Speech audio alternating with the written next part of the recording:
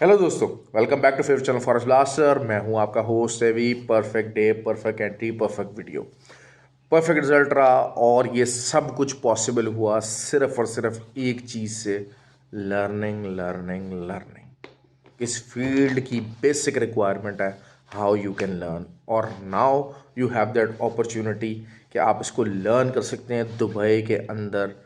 इस किस्म की फ़िज़िकल क्लासेस की अपॉर्चुनिटी देखें, ऑनलाइन की बहुत सारी अपॉर्चुनिटीज़ आपको मिलती हैं। येस, ऑनलाइन भी कोर्स हम लोग ऑफ़र करते हैं, लेकिन जो फ़िज़िकल की एक जो बात है, प्रेजेंस की जो बात है, वो उसके अंदर मौजूद नहीं हो सकती, उसके अंदर वो रिज़ल्ट नहीं आ सकता। तो आपके पास ये अपॉर्चुनिटी दुबई में रहने वालों के लिए, बाकी तो खैर बहुत सारे लोग, they are people coming from India and Bangladesh, they have already registered themselves. तो इस अपॉर्चुनिटी से फ़ायदा उठाइए। 6 फरवरी को कोर्स है, 6 डेज़ का कोर्स है, 7 to 10 PM उसका क्लासेस का टाइमिंग होगा, 3 आवर्स डेली का। और उसके बाद वही mentorship programme for the next 4 months आप उसी मेंटोरशिप ट्रेनिंग ग्रुप के अंदर रहेंगे। So it's a huge huge opportunity, particularly the people who are in Dubai. तो वो क्या कर सकते हैं, उसके लिए क्या कर सकते हैं? जीजीसी ब्रोकर का जो है वो लिंक वीडियो के डिस्क्रिप्शन में मौजूद है। वहाँ से फिर आपको रजिस्टर करके और फिर आगे व्हाट्सएप नंबर है, तो उनसे रब्ता करके you can be the part of that specialised training for the Forex Blaster Academy. और इस अपॉर्चुनिटी को बिल्कुल लूज़ मत कीजिएगा। क्योंकि बहुत महंगे कोर्सेज़ हैं, बहुत महंगे कोर्सेज़ हैं दुबई के अंदर, लेकिन ये कि it is being offered on a very very good prices and economical prices, और बहुत ही अच्छी कंडीशंस हैं। जीजीसी ब्रोकर का मैं बताता चलूँ कि एक तो जो है इसका स्प्रेड जो है, जो इनका top of the line account है, उसका स्प्रेड बहुत ज़बरदस्त है, बहुत ज़बरदस्त है। Even it is the best in the market. ठीक हो गया। और उसके अलावा जो एक दूसरी चीज़ है वो यही है कि आपको दुबई के अंदर with account deposit and withdrawal, ये आपको दुबई लोकल बैंक अकाउंट भी मिलता है इधर से, यूएसडीटी ऑब्वियसली, बाकी तो मीडियम्स हैं ही हैं, लेकिन in Dubai you can do that. तो ये चीज़ें आपके पास मौजूद है, इस मौके से लाजमी फ़ायदा उठाइए। Office support is always there. तो मैंने तब जाके मामला तय हुए। उसके अलावा सेकंड फेज़ ऑफ लर्निंग क्या है? हमारा फ्री व्हाट्सएप ग्रुप है। आप जीजीसी ब्रोकर के ऊपर अकाउंट बनाइए, ऑक्टाफिक्स और एक्सनेक्स का आईबी लिंक वीडियो के डिस्क्रिप्शन मौजूद है। आप उस लिंक से जो है वो अकाउंट बना के you can be the part of that group. और अगर आप ऑलरेडी इन्हीं के ऊपर ट्रेड कर रहे हैं तो फिर आप आईबी चेंज कर सकते हैं। आईबी चेंज के लिंक भी वीडियो के डिस्क्रिप्शन में मौजूद हैं। ओके जी, ये चीज़ हो गई। अब उसके बाद हम बात करते हैं जी कल की मार्केट की। अच्छा, कल इंशाल्लाह जो है हमारा लाहौर के अंदर फिज़िकल और ऑनलाइन का जो कोर्स है वो स्टार्ट होने जा रहा है। So I am pretty excited about it. इंशाल्लाह वहाँ से आपको कुछ लाइव क्लिप्स वगैरह देने की कोशिश करूँगा, तो you can get the better idea कि what sort of training you can get from there. ताकि बहुत सारे लोगों को, देखें यहाँ पर बहुत सारे स्कैमर्स हैं, सब कुछ है। मैंने एक बात कही है कि there is always a difference between an analyst and a trader. I am myself a trader. मुझे ट्रेड करनी है, तभी मैं आपको वीडियो के अंदर बताता हूँ कि मैं अपने अकाउंट के साथ क्या ट्रेड लेने लगा हूँ। आप अपने अकाउंट के साथ क्या करते हैं, इट इज़ योर प्रॉब्लम। ठीक हो गया।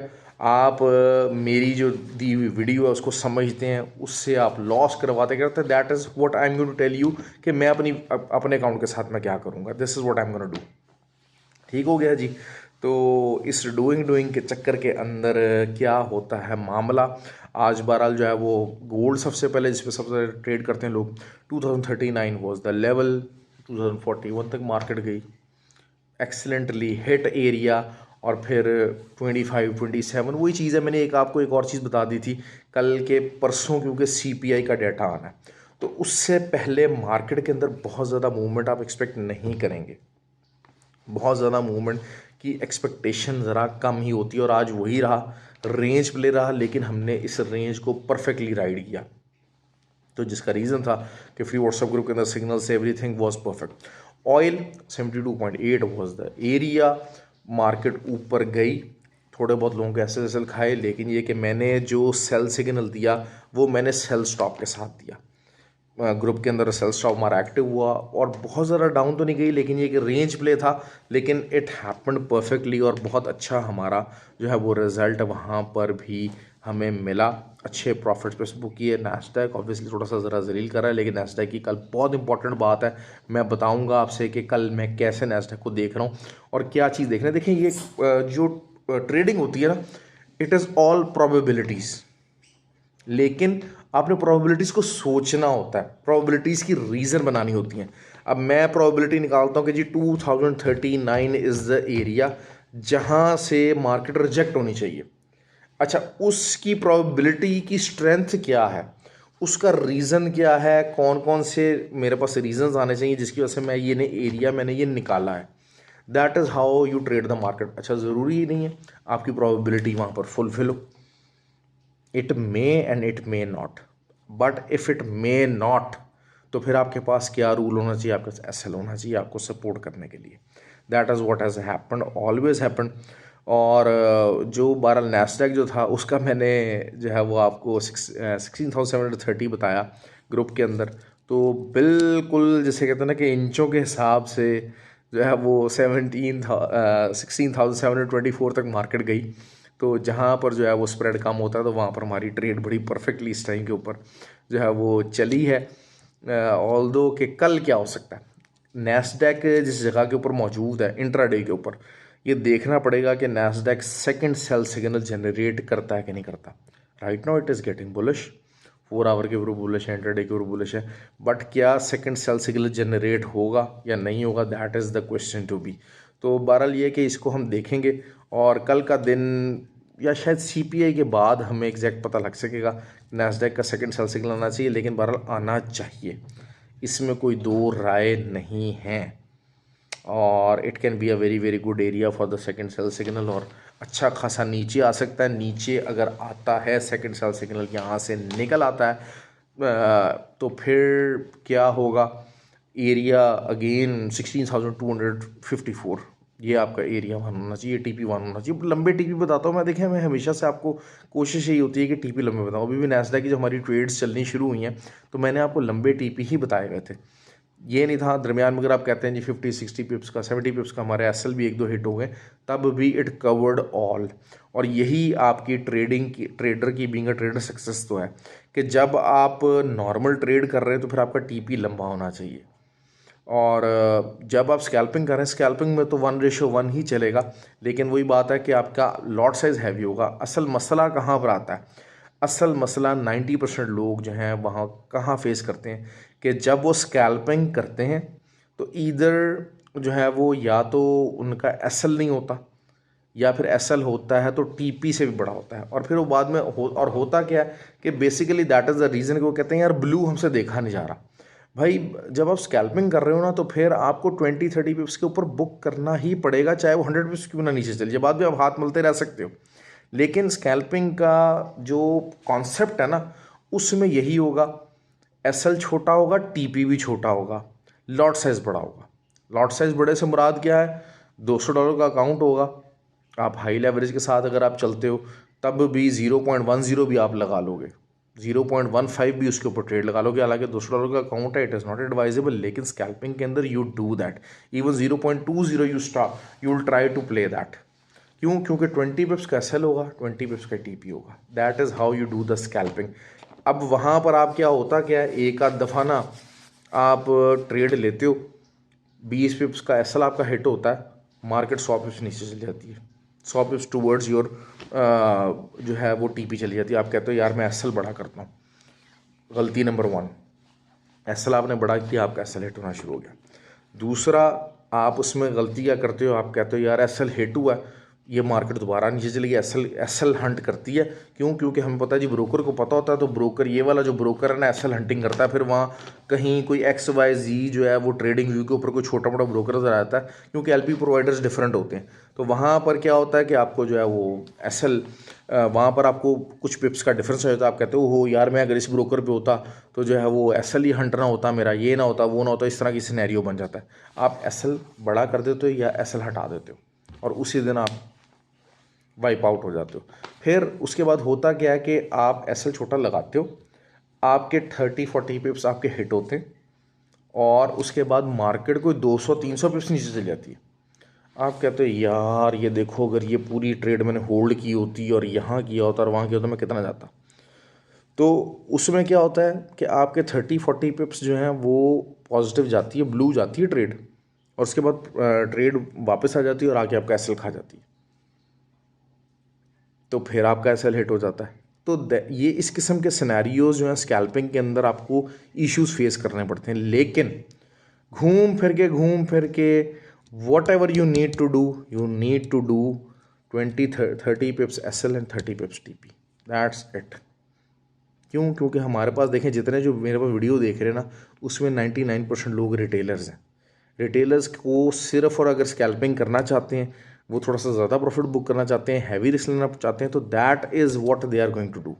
लेकिन 80 pips SL, 60 pips SL, 30 pips TP, don't do this, क्योंकि इवेंचुअली यू विल लूज़।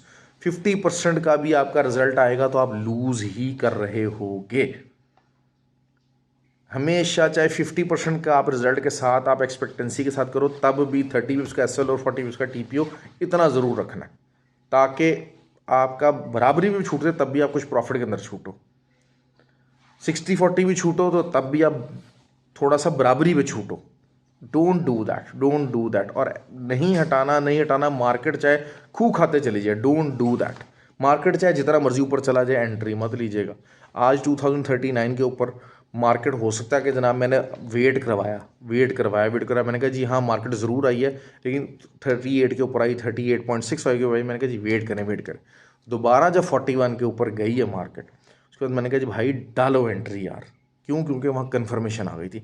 इसी तरह सिल्वर का रहा, सिल्वर का एसएल तो खाया गया, सिल्वर का वही हुआ, लेकिन वो जो सिल्वर का जो एसएल खाया, जिस कैंडल ने सिल्वर खाया, उसने क्लियरली एक 50 कैंडल ने बता दिया कि भाई मैं ऊपर का जो एरिया है वहाँ से बड़ी रिजेक्शन पकड़ रही हूँ और यहाँ पर सेल करो। बार बार कह के सिल्वर के ऊपर सेलिंग की ट्रेड लगवाई। अल्हम्दुलिल्लाह that is in pretty good profit, क्योंकि सिल्वर के पिप्स ज़्यादा होते हैं, silver is more volatile than everything. तो खैर ये चीज़ें जनरल हो गई। अब कल क्या हो सकता है? गोल्ड की 2019 से एक ट्रेंड लाइन की सपोर्ट है इंट्राडे के ऊपर, और 2014 इसके बाद नीचे आना चाहिए, गोल्ड को नीचे आना चाहिए। हाँ, अगर आपको दोबारा से 35-36 के ऊपर मिलता है, सेल कीजिए, वही छोटा है सेल है। ऊपर चला जाता तो एक डिफरेंट सिनेरियो होगा, हम उसको डिफरेंट तरीके से देखेंगे। इनिशियली जो मैं अपने अकाउंट के साथ करूँगा, मैं सेल करूँगा, ऊपर का एसएल दूंगा, 43 तक का एसएल दूंगा, 37-38 के ऊपर अगर मिलता है जस्ट इन केस, तो फिर मैं सेल करूँगा अप टू द लेवल के जनाब 20 के ऊपर आता है। उसके बाद 14 की एक तगड़ी सपोर्ट मौजूद है, 14 से ले के 17-18 का ये एरिया तगड़ी सपोर्ट मौजूद है। यहाँ से हो सकता है कल शायद ना टूटे, लेकिन अगर टूटता है तो फिर 2002 का एरिया दरमियान, फिर एरिया छोटे मोटे कोई नहीं है।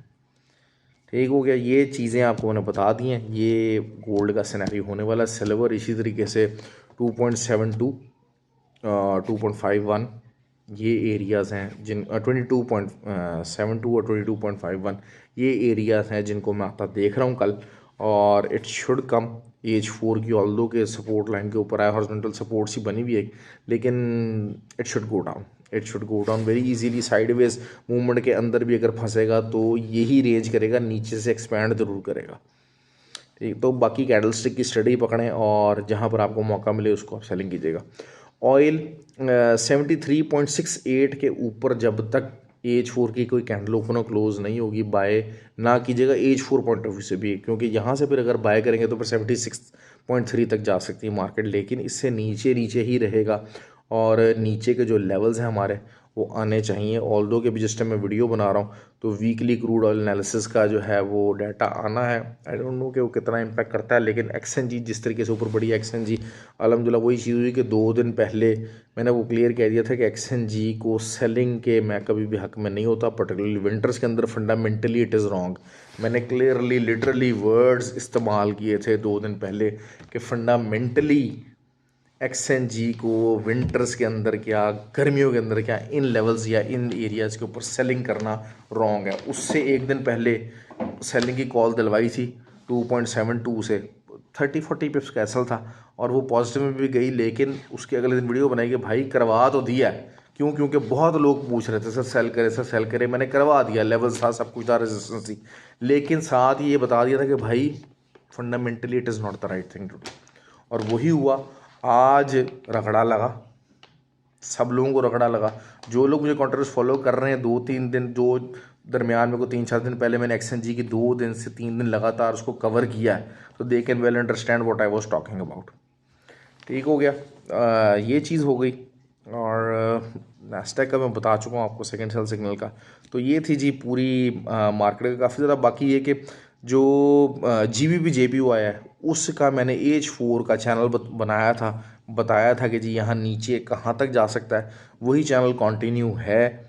अगर आपको दोबारा से जो है वो 184.4 184.7 तक मिलती है मार्केट, तो फिर आप दोबारा उसको सेल का चांस लीजिएगा, अच्छा बन जाएगा। क्योंकि वही बात है कि H4 का चैनल बन रहा है। देखें, एक कॉमन सेंस सी बात है, रेजिस्टेंस जो है हम रेजिस्टेंस के ऊपर सेल करेंगे एसएल डाल के, और जो सपोर्ट होगी उसके ऊपर बाय करेंगे। तो लेकिन अगर जब दरमियान में कर रहे हैं तो it should always be scalping, या फिर ये कि एटलीस्ट हम बड़े जो टाइम फ्रेम है, H4 का जो टाइम फ्रेम है, उसके अंदर सपोर्ट रेजिस्टेंस निकालेंगे, और उसके बाद उसके जो दरमियान में H1 या M30 की जो सपोर्ट रेजिस्टेंस बनेगी उसके ऊपर अकॉर्डिंग टू द ट्रेंड जो है वो हम ट्रेड लेने की कोशिश करेंगे। इंट्राडे का प्रोसीजर यही है कि आप ट्रेंड देखें H1 में और H4 के अंदर, और उसके बाद उसको छोटे टाइम फ्रेम पे कन्वर्ट करके विद द ट्रेंड ट्रेड लगाने की कोशिश करें। ट्रेडिंग इतनी सिंपल है, ट्रेडिंग इतनी सिंपल है।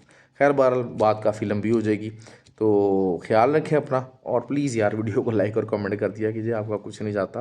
प्रॉफिट माशाल्लाह आप फूक मारे, और अगर आप बेवकूफ़ियाँ कर रहे हैं तो मैं क्या कह सकता हूँ भाई, I am trying my level best कि आप लोगों को ज़्यादा से ज़्यादा अच्छा गाइड कर सकूँ। Thank you very much.